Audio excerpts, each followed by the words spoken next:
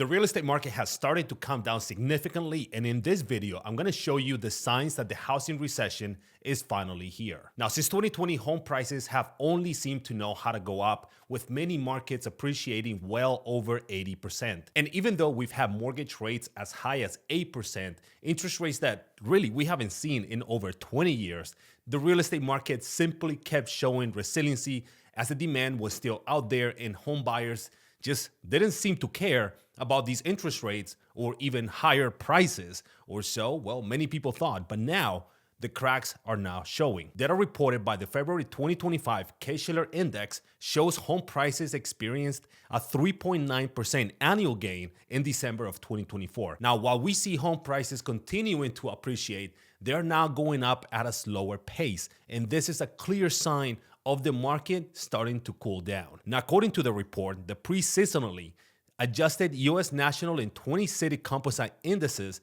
upwards trend continued to reverse in December, with both posting a negative 0.1% drop, while the 10-city composite monthly return dropped by 0.04%. Now, keep in mind that the Case-Shiller Index is a lagging indicator, meaning that it reports on data that's already a few months old. So by the time that we see some of these numbers, the market may have already shifted even more. However, there are other indicators that point to a recession in the real estate market. Let's talk about them. One of those indicators is an increase in inventory, and I want you guys to take a look at some of the hottest markets of the last 5 years. The Tampa Bay, St. Petersburg, Clearwater market was one of the biggest benefactors of the pandemic, with home prices going up as high as 80% since March of 2020. However, as of February 2025, inventory has increased by 28.9% year over year, indicating that there is now more supply than demand in this market, while prices have retreated by 4.4%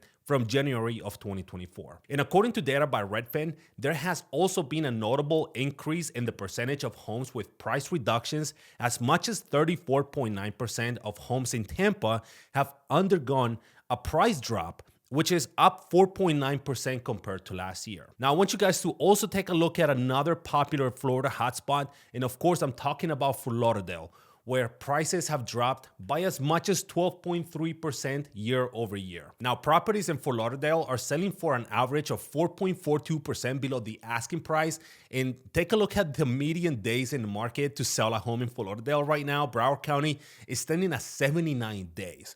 Also, look at the amount in inventory coming in, with new number of homes for sale increasing by 15.4% from January. Now, we're seeing this trend all over Florida, with a surge in inventory, with 168,717 homes for sale in the state, and that's almost 34% increase year over year. Now, if we move over to Texas, we see a similar story, especially in Austin, Texas, another market that benefited from the pandemic, where prices are now in a free fall, trending down by 7.3% year over year. Let's take a look at the median days. Also 79 days, which is the same as Fort Lauderdale, Florida right now. Now, heading out west, we do see a little bit of a more stable market. In LA, the median listing home price was $1.2 million, trending up 2.2% year over year. And it's a fairly competitive market right now, with almost about 30% of the homes selling above list price, while in San Francisco, prices are still continuing to drop. San Francisco has not been a great market whatsoever in real estate, especially after the pandemic.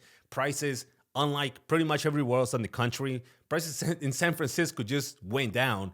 But the market does seem to be stabilizing as well, with prices being about 3.8% lower year over year. But on average, homes are selling 14 days faster, with the median days on market being at 61 days compared to last year, that was 75 days. So homes are selling a lot faster in San Francisco right now. Now, finally, I do want to go over a couple of more reports to drive down this point. And the first one is existing home sales, which the National Association of Realtors noted a 4.9% decrease in existing home sales as of January 2025.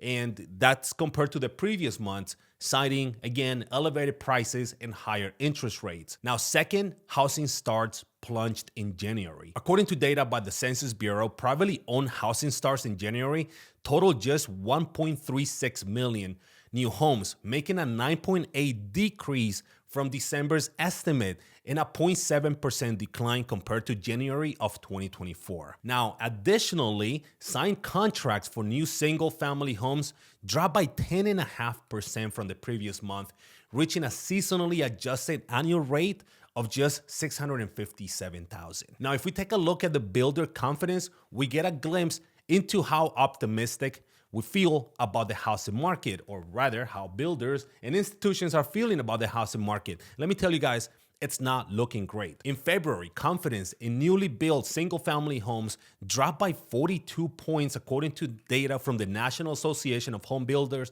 and Wells Fargo. Now, a reading of 50 indicates that the majority of builders have a positive near-term outlook for the market, but this is a clear sign that the market is facing a lot of challenges and builders are already foreseeing this. 26% of builders cut prices in order to incentivize sales. Now, finally, Zillow recently revised their 2025 home price forecast down, in fact, by cutting it by as much as a half.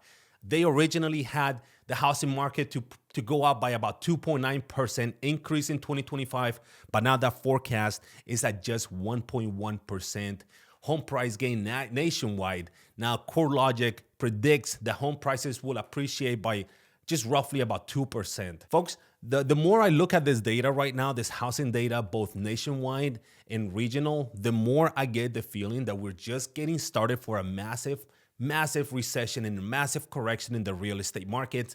Real estate is simply overvalued. They're just too high. It doesn't make sense for them to be elevated.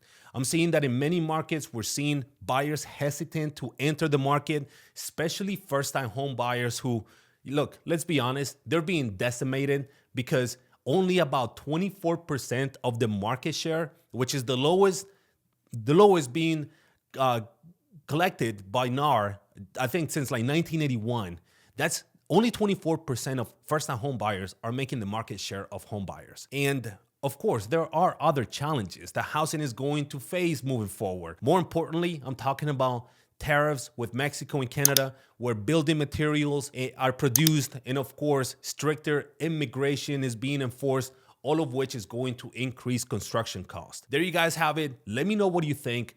Are you seeing home prices starting to go down in your market? And if so, by how much? Put it in the comment box below. Let me know what you guys think about the video, and I will see you again soon. Thank you for watching.